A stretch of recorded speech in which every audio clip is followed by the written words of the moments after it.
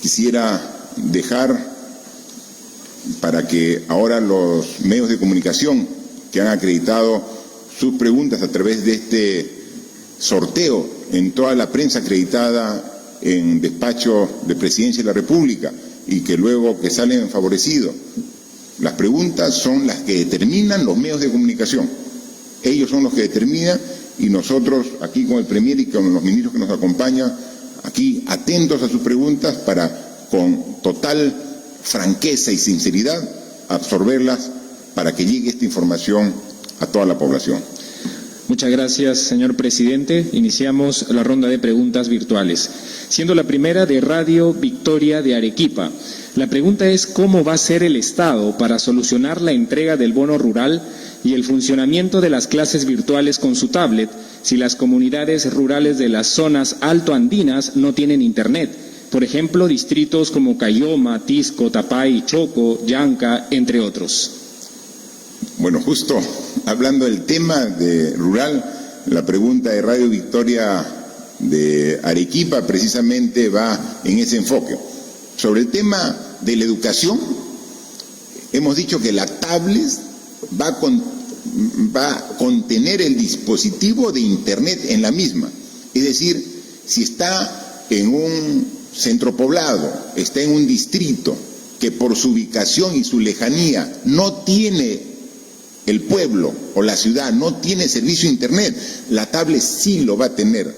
Es decir, no se tiene que conectar al sistema Internet local, porque la tablet va a venir con el dispositivo que va a estar conectado al Internet. O sea, y entonces lo que sí necesita es energía eléctrica, ¿no? Entonces tenemos un porcentaje muy elevado de la población que tiene energía eléctrica en el país, pero sí, un porcentaje, aunque sea pequeño, de la población no tiene energía eléctrica. En esos casos, la tablet, además de tener el dispositivo de Internet, va a tener un cargador de la tablet que es fotovoltaico. ¿Esto qué significa? Que se carga con la energía solar. En consecuencia, estamos preveyendo todos los inconvenientes que pueda tener el alumno para que pueda realmente tener una educación que realmente se merece. Es lo que decíamos, de las crisis hay que ver oportunidades. Esto que era una necesidad no de ahora, de hace tiempo, quizás se postergaba y se postergaba este tipo de decisión. Ante esta crisis ya se hace impostergable y por eso es que se ha tomado la decisión y se ha emitido el decreto legislativo correspondiente. Pero adicionalmente, del decreto legislativo que ve el tema de la educación rural, hemos también ayer domingo publicado el decreto de urgencia del bono rural, que incluye un bono de 760 soles a más de 1.098.000 hogares rurales que están en el Padrón General de Hogares. La ministra de Desarrollo e Inclusión Social ha dicho que en esta semana va a hacer todo el trabajo administrativo, financiero, porque el presupuesto ya lo tiene el Ministerio de Desarrollo e Inclusión Social y a partir de la próxima semana comenzará a distribuir. Si hay familias, hogares que tienen cerca un cajero, un Banco de la Nación, el dinero llegará a través del Banco de la Nación, a través de un agente del Banco de la Nación. Si están en un sitio alejado, por zonas geográficas, va a ir con una movilidad de transporte de valores y llegará incluso en algunos sitios más alejados con el dinero en efectivo, obviamente con toda la seguridad del caso. El sector rural está disperso y va a generar un mayor esfuerzo del Ministerio de Desarrollo e Inclusión Social, pero lo tienen perfectamente merecido ese esfuerzo para llegar con este bono al 1.098.000 hogares rurales que están establecidos con este decreto de urgencia. La siguiente pregunta es de revista Semana Económica. La pregunta dice: las microfinancieras han advertido a Semana Económica que sus clientes no cumplen con los requisitos para Reactiva Perú y que las tasas son muy bajas para compensar gastos. Dado que las microfinancieras no podrían competir por tasa con los bancos en las subastas, ¿considerarían diferenciar las subastas por tipo de monto y por tipo de entidad financiera? ¿Qué otras medidas evalúan para la etapa de reactivación? Por favor, ministra de Economía y Finanzas. Gracias, presidente. Somos absolutamente conscientes que las entidades microfinancieras enfrentan unos costos operativos más altos. Por eso, desde el diseño de Reactiva se han tomado dos decisiones importantes. La primera es, para incentivar el préstamo a este grupo de MIPES, se ha elevado la garantía al 98%. Adicionalmente, directamente relacionado con la pregunta, las subastas se van a hacer por rangos de garantía, es decir, va a haber una subasta específica para el caso de los créditos con 98% de garantía. Es importante mencionar que a pesar de estos esfuerzos, nosotros vamos a seguir evaluando, monitoreando todos los días el programa para poder hacer los ajustes que correspondan, pero también siendo conscientes que hay un gran reto de financiamiento a las MIPES. Esta semana también se está elevando a Consejo de Ministros unas mejoras al diseño del Fondo de Apoyo Empresarial. Solo para recordar que el día de hoy el FAE ya ha atendido a 22.000 MIPES por un monto de 188 millones y hay una demanda de 71.000 MIPES adicionales por un monto de 813 millones de soles. Muchas gracias. Muchas gracias, ministra. Por favor. La siguiente pregunta es del diario La República. La pregunta es: ¿cuántas empresas ya enviaron su solicitud para aplicar la suspensión perfecta de labores? Además, antes que se publicara el decreto de urgencia, la ministra de Trabajo indicó que iba a haber filtros para las empresas que se iban a acoger a esta figura y que incluso aquellas que se acogen a beneficios del Estado no deberían aplicarla. Sin embargo, la norma es muy general. ¿Cuándo se publica el reglamento? ¿Van a corregir o subsanar los vacíos? ¿Cuál es la cantidad real de camas UCI ocupadas actualmente? El reporte de ayer decía que eran 167. Entonces, ¿por qué los hospitales de ATE no reciben pacientes críticos? En la semana murieron 2 personas en la puerta del hospital de Vitarte. La pregunta del diario La República tiene dos partes bien claras y definidas.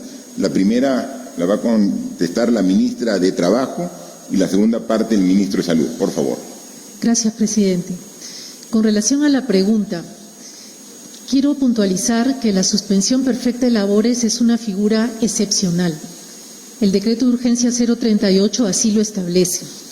En ese sentido, para responder puntualmente a la pregunta, tenemos registradas alrededor de 5.200 empresas que han solicitado acogerse a esta modalidad, de las cuales más de 3.200 declaran formar parte del registro de las micro y pequeñas empresas.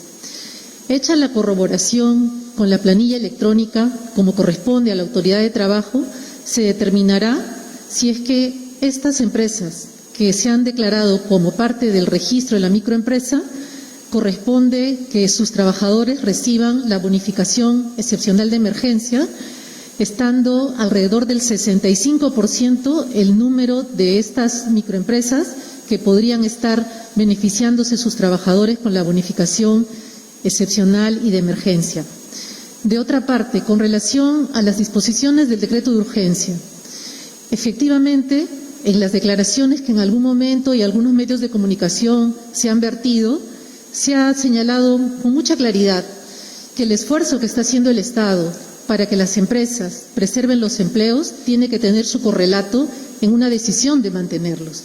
En ese sentido, el decreto de urgencia 038 prevé que aprobemos disposiciones complementarias a efectos de establecer esas condiciones, esos filtros, a fin de que se haga uso de esta figura, como vengo diciendo, de manera excepcional y que la preservación de los empleos se dé como un legítimo esfuerzo y compromiso del sector empresarial en esta situación de crisis, así como asistiendo el derecho de los trabajadores a mantener los mismos, reiterando finalmente que como Autoridad de Trabajo no permitiremos ningún tipo de abuso en el uso de esta modalidad. Gracias. Gracias, ministra. Por favor, el ministro de Salud. La segunda parte. Gracias, señor presidente. Muy buenas tardes. La calidad del dato en relación con las unidades de cuidados intensivos, las camas de hospitalización, el número de casos, etcétera, dependen básicamente de decenas y a veces centenas de unidades de reporte que están distribuidas en todo el país. El dato agregado final depende de la calidad y el cumplimiento de los reportes de cada uno de esos puntos. Como bien se ha referido, en las tablas que hemos señalado hay, por ejemplo, zonas en las cuales no hay información. Eso no significa que no exista el servicio. Lo que nos dice es que simplemente eso no ha sido reportado. Un segundo aspecto que quiero referir es que durante este mes que me ha tocado dirigir la cartera, hemos hecho un esfuerzo importante por mejorar la calidad de ese dato. Primero, porque los datos estaban parcelados en tantas parcelas como tiene dividido el sistema de salud peruano. Un dato del Ministerio, otro dato del E-Salud, otro dato de las Fuerzas Armadas y policiales y múltiples datos del sector privado. Durante este mes hemos logrado finalmente, gracias a un instrumento desarrollado por Su Salud, en tener un dato de todo el sistema de salud peruano. Hemos pasado por una segunda fase. Ese dato era inestable y continúa siéndolo cada vez menos inestable, pero inestable al fin. El tercer elemento que está creando que el dato que ustedes reciben a diario tenga ciertas variaciones, algunas grandes, otras menores, se debe también a que hay una velocidad de crecimiento de la epidemia, especialmente en estas semanas. En estas semanas estamos recibiendo cada vez mayor cantidad de pacientes a nuestros servicios. Finalmente, también la unidad de medida, que es unidad de unidad de cuidados intensivos, es una medida compuesta por varios elementos: una persona, una cama y equipos. Si en algún momento el equipo se deteriora, o la cama se deteriora, o la persona renuncia o se contrata, inmediatamente la cama aparece como existente o inexistente. El mercado laboral durante la epidemia ha sido muy dinámico y continúa siéndolo, de tal manera que nos ha obligado a crear otras fuentes de datos para poder hacer que ustedes tengan el mejor dato posible para el día de hoy. Y continuaremos los esfuerzos para mejorarlo y desagregarlo por cada una de las regiones y, si es posible, por cada uno de los hospitales del país. Finalmente, este dato que ha presentado el presidente el día de hoy va a ser colocado en nuestra página web para que, junto con el número de casos, también ustedes puedan ver el número de camas disponibles y cuál es su variación día a día. Bien, solamente complementando al ministro, hay una interrogante que se hace y que es necesario aclarar. Dice, del último reporte de personas en cuidados intensivos al que hemos dado ahora, hay una diferencia notable, porque hemos logrado por fin integrar toda la información en una sola plataforma. Miren, ¿cómo estaríamos como sistema de salud que para saber esta información teníamos que, a través del Ministerio, llamar a cada hospital, llamar al ministro de Interior para que nos diga cómo está el hospital de la policía, llamar a la Presidenta de Salud para que nos diga cuál es la situación de los hospitales de salud, cómo está Rebadiati, cómo está Almenara, cómo está. Ahora es una sola plataforma donde tienen la obligación, bajo responsabilidad, los encargados de reportar 2 veces al día la información que hemos solicitado, 7 de la mañana y 7 de la noche, porque obviamente la información es dinámica, ¿no? Hemos dicho la noticia sobre la buena noticia de que el sacerdote Luis Núñez del Prado superó la enfermedad. Eso es lo más resaltante, pero como una información complementaria, dejó su cama UCI.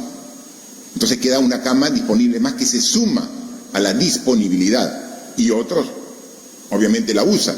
Entonces Esto es dinámico y esta información 2 veces al día la actualiza el Ministerio. Y tenemos, por ejemplo, se ha dicho que acá en Lima hay 61 camas disponibles. Básicamente las tiene ahorita disponibles los hospitales de salud, principalmente el Hospital Rebagliati y algunas clínicas privadas.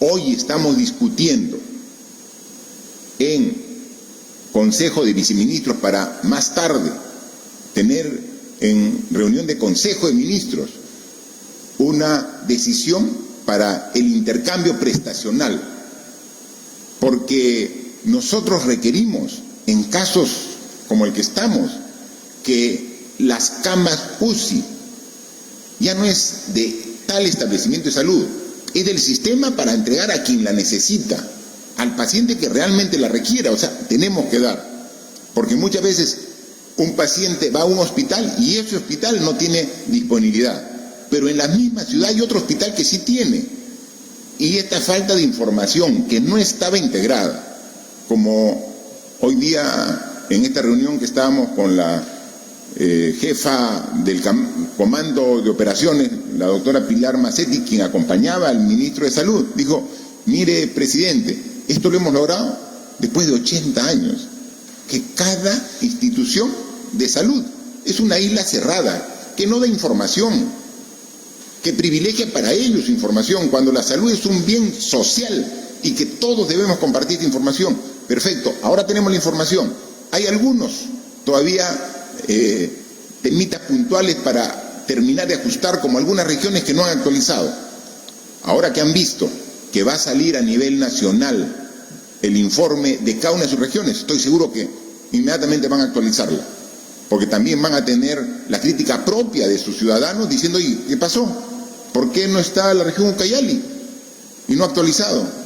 ¿No? Entonces, esa es la información, y la juntamos a través de macroregiones también, porque hay veces hay una región que tiene recursos disponibles y la región vecina no tiene. Entonces también hay que ver cómo se complementa con un análisis macrorregional.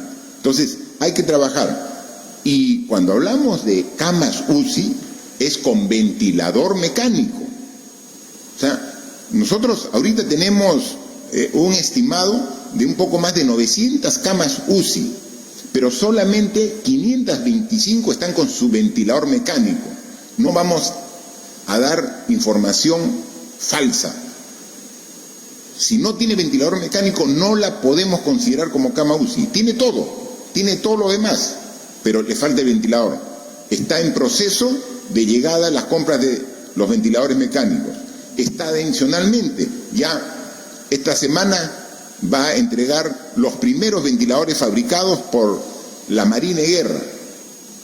Un esfuerzo de la empresa privada con la Universidad Católica también está trabajando la fabricación. Entonces, en los próximos días vamos a tener un incremento de la capacidad de atención a través de UCI con los ventiladores que llegan. Tenemos camas, pero falta ventilador. Ahora tenemos 525 completas, con equipamiento, pero lo más importante, con el personal de salud necesario. Entonces, vamos a seguir trabajando y vamos a dar esta información y vamos a poner de conocimiento público dónde están, para que se pueda ser de acceso y poder dar el mejor uso de esta información para atender la salud y hacer el esfuerzo de salvar vidas.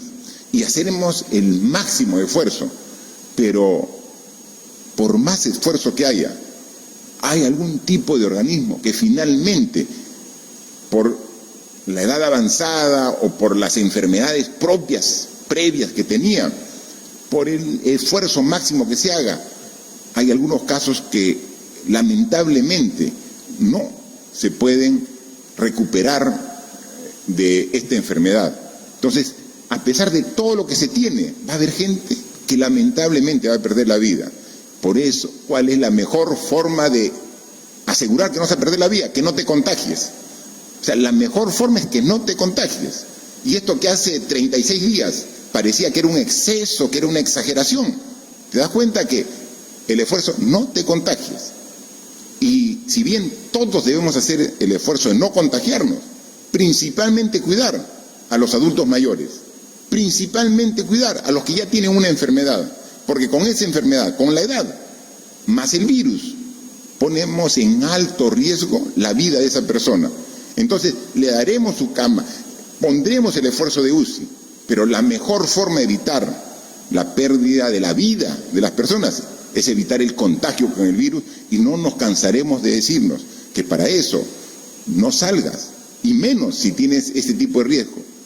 Y si tienes que salir, protégete con tu mascarilla, mantén la distancia y lávate permanentemente las manos con agua por jabón, porque sin querer agarraste una superficie donde puede estar el virus.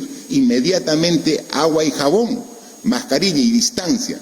Y mejor, si estás en tu casa, es la mejor forma de evitar la afectación de tu salud con la posible pérdida incluso de la vida, como hemos visto que lamentablemente ya hay casos importantes aquí en nuestro país.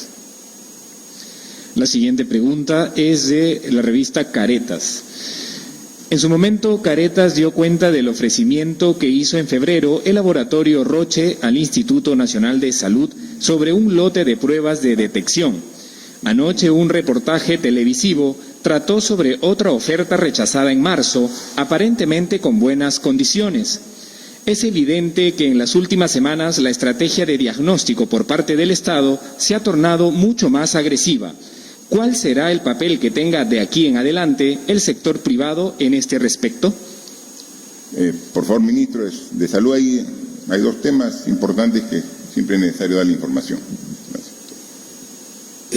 Nosotros saludamos la vigilancia que nos hace constantemente los medios de comunicación, porque nos permite estar también alerta de que no penetre o nos mine la corrupción en el sector en cualquiera de sus niveles.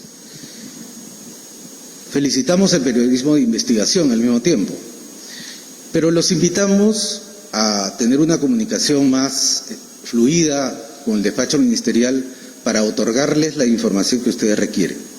En el reportaje del día de ayer se hablaba de una empresa que ofertó efectivamente a menor precio uno de los productos que nosotros necesitamos para combatir la epidemia. Lamentablemente, la oferta no cumplía las especificaciones técnicas que nosotros requeríamos para implementarla. Por lo tanto, esa oferta fue rechazada. Los detalles, por supuesto, se los podemos ofrecer una vez que lo requieran, y podrán observar las razones por las cuales esta empresa no fue seleccionada.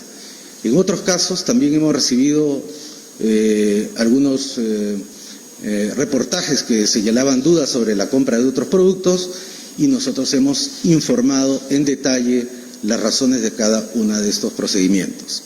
En relación con el sector privado, nuestra relación sigue siendo fluida, tanto como proveedores de los distintos productos que nosotros requerimos, así como el intenso trabajo que ha hecho el sector privado por movilizar recursos de donación para los esfuerzos del Ministerio de Salud y de otros estamentos del gobierno.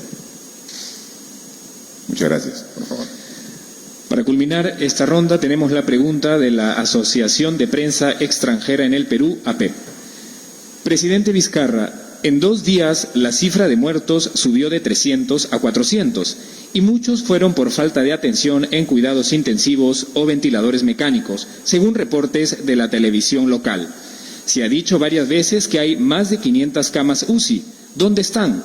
¿Cuántas hay en Lima? ¿Cuántas en provincias? ¿Están todas operativas? ¿Cuántos pacientes UCI hay en ATE, que fue anunciado como el centro de atención de pacientes graves?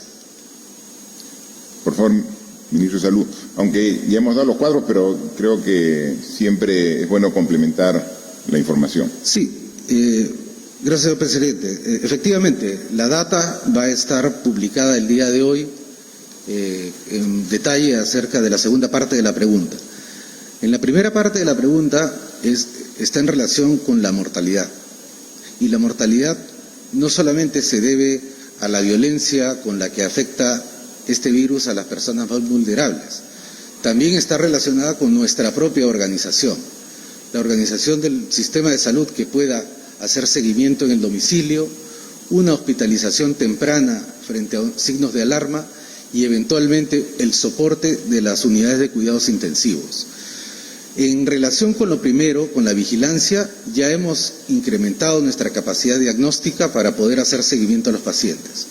En relación con la hospitalización temprana, nosotros hemos tomado la decisión de usar, entre comillas pero movilizar a los colegas que en su momento salieron de los hospitales por su condición de riesgo, mayores de 60 años o con alguna enfermedad, para que ellos sean los encargados de hacer el seguimiento de los pacientes vía telefónica y hacer el diagnóstico de los signos de alarma temprana, para garantizarles una hospitalización.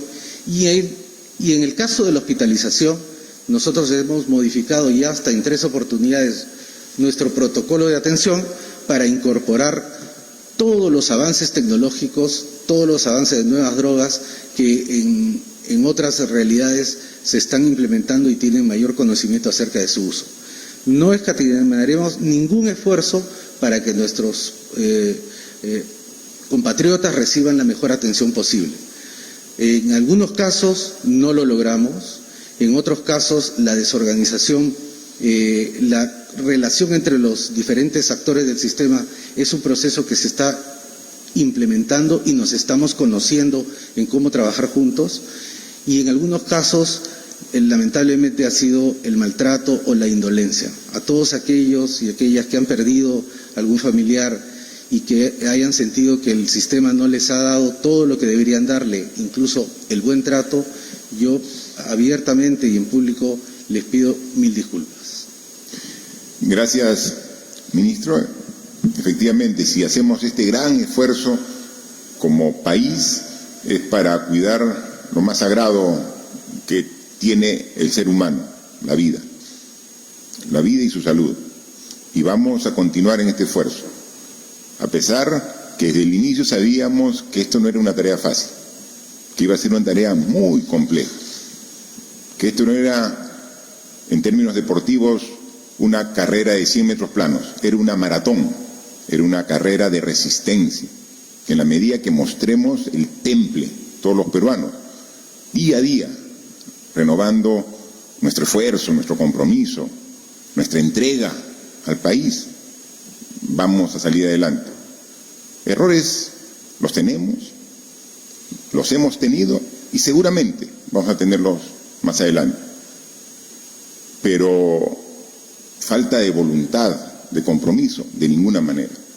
Sabemos que esta tarea solamente va a tener el resultado que esperamos si somos disciplinados y somos perseverantes. O sea, es todos los días. Hay veces el esfuerzo diario puede minar en algún momento el entusiasmo. Eso inmediatamente tenemos que renovar el compromiso, la fe, la entrega, el trabajo.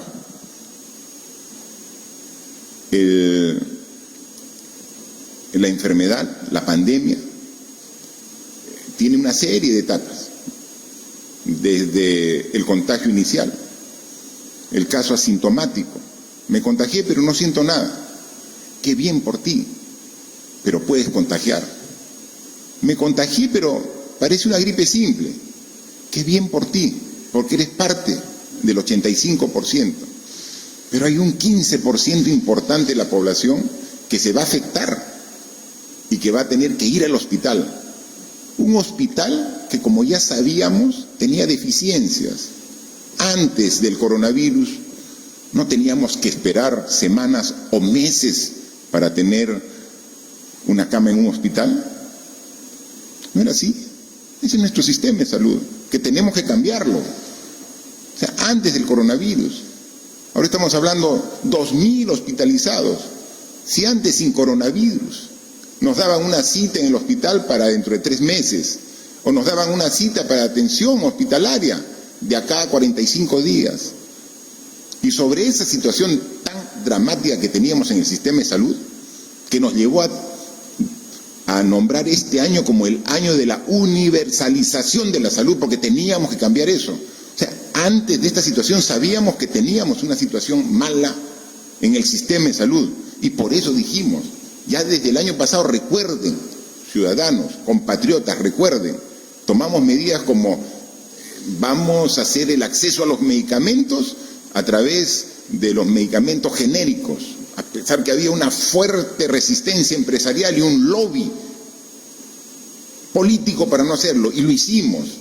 Y este año dijimos, vamos a hacer la universalización de la salud para precisamente cambiar esta situación, poner el máximo esfuerzo. Y en los primeros meses, el primer trimestre del año, viene este virus, esta pandemia que complica las cosas, las hace más complejas. ¿Pero qué? ¿Nos vamos a dar la espalda y nos vamos? No, tenemos que enfrentarla y aquí estamos, dando la cara todos los días, sin excluir sábados, domingos, feriados, mañana, tarde y noche juntos, todos trabajando. Y hemos podido atender a cuántos pacientes quedan, a cuántos pacientes estamos salvando la vida. Lamentablemente, a pesar del esfuerzo, o también por negligencia e ineficiencia, en algunos casos no se puede lograr el objetivo. Pero por ese caso que no hemos logrado el objetivo, hay cientos y miles de casos que sí estamos atendiendo. Es fácil poner 1, 5, 10, 20 malos ejemplos que existe y tenemos que cambiarlo. Pero por cada ese mal ejemplo hay cientos de buenos ejemplos, de médicos entregados, de enfermeras comprometidas, de personal de servicio de salud entregado a su trabajo, que está cumpliendo su labor. Entonces, sí, pues, hay noticias que de alguna manera afectan el entusiasmo, el compromiso, pero por cada una de ellas, hay cientos de buenas noticias de que estamos trabajando los peruanos para combatir adecuadamente esta enfermedad tan compleja. Y las cifras están ahí. Esta enfermedad tiene una letalidad medida no aquí, en el mundo, así como yo reporto todos los días, o cuando no salgo se reporta el avance de muestras, de positivos, de hospitalizados, de cuidados intensivos y de, lamentablemente, los muertos que se tuvieron cada día. Esa información nosotros la damos e inmediatamente las coge la Organización Mundial de la Salud y la cuelga a nivel mundial.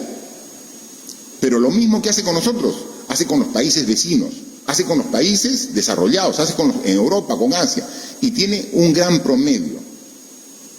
Y sí, pues, mucha gente está muriendo, decenas de miles. Ya pasaron largamente los 100.000 muertos a nivel mundial, ya pasaron largamente los más de 2.400.000 contagiados a nivel mundial, ya pasaron, ¿no? Y cuando vemos la relación entre contagiados y las personas que mueren, más o menos, ¿cuál es el porcentaje? A nivel mundial está por el orden del 6%, a nivel mundial. Y hay países desarrollados con muy buen sistema de salud previo, que tienen más del 10% de los contagiados fallece, más del 10%. Es decir, de cada 10 fallece uno. El porcentaje de letalidad, con todas las deficiencias que tiene nuestro sistema de salud, que lo reconocemos, lo aceptamos, está menos del 3%. Y queremos seguirlo bajando, y vamos a hacer todo el esfuerzo. Pero ese es el porcentaje, con las deficiencias. Porque ahí quiero agradecer la entrega, el sacrificio del personal de salud, que a pesar que tiene dificultades y a veces reclama, y cuando reclama, nosotros respaldamos el reclamo, porque a veces reclama porque no le llega de manera oportuna los implementos de seguridad, que se adquieren, pero como hay demanda mundial, demoran en la entrega. Y ese reclamo es completamente lógico. Pero así todo, siguen trabajando y entregando su esfuerzo por convicción en beneficio del Perú. Entonces, eso es lo que estamos. Entonces, sí, muy bien que se destaquen en algún momento las cosas negativas, que nosotros no las desmentimos, las aceptamos, que hay muchas cosas por mejorar. Y nuestro compromiso día a día es qué hacer para mejorarlas. pero también hay muchas cosas positivas que están saliendo de esta enfermedad y que nos están haciendo unir a los peruanos y generar una convicción que debemos cambiar. Y lo vamos a hacer, es el compromiso. Por lo duro que parezca esta enfermedad, por lo complejo, por el enorme daño que nos está haciendo, va a pasar, va a pasar. Va a pasar más rápido entre más disciplinados, responsables y perseverantes seamos. Pero va a pasar. Pero cuando pase, los compromisos que estamos asumiendo aquí con el país, de darle la prioridad que corresponde a la salud, lo vamos a tener muy presente. E inmediatamente podamos vencer esta situación, tenemos que tomar decisiones para que a futuro, con hechos concretos, el gobierno pueda priorizar salud y educación como las bases del desarrollo de una sociedad. Así que son momentos duros, son momentos difíciles, pero seguimos con la misma convicción del inicio de esta enfermedad, de seguir enfrentándola con todas las armas que tenemos al alcance y con toda la voluntad y fuerza de nosotros y estoy seguro de todos ustedes. Muchas gracias. El compromiso mostrado entonces por el presidente de la República, quien ha asegurado que en los próximos días se contará con más camas UCI y también la distribución de alimentos de Jaliwarma para más de 3 millones de estudiantes. Continuemos con la programación habitual de TV Perú.